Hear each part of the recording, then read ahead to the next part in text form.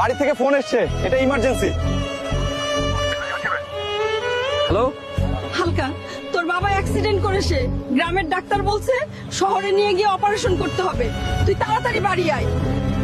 Sir আমার 1 সপ্তাহ ছুটি লাগবে, আমার বাবার অপারেশন করতে হবে। 1 সপ্তাহ কেন, 1 মাস ছুটি দিলাম বাবার চিকিৎসা করাও, কারণ বাবা মাই হলো পৃথিবীর সবচেয়ে বড় থিলি। বাবা চিন্তা করো না, তোমার ছেলে এসে গেছে, সব ঠিক হয়ে যাবে।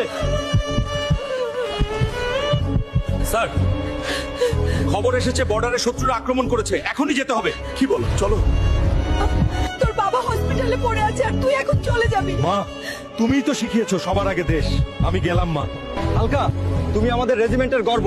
আজ যদি তুমি হেরে যাও, পুরো দেশ শত্রুদের কাছে হেরে যাবে। ঠিক আছে স্যার, শত্রুদের আজ নিরবংশ করে দিব। শত্রুর সব গাছের বীজ এবার চূর্ণ করব।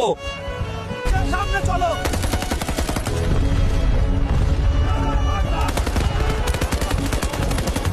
আসো আসো আমাদের বীর সেনা হালকা, তুমি আবারও প্রমাণ করেই দিলে তুমি আমাদের দেশের গর্ব।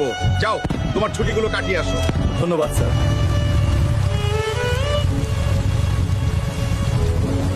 বাবা, আমরা শত্রুকে হারিয়ে এসেছি, আমাদের জয় হয়েছে বাবা। আমার সোনার ছেলে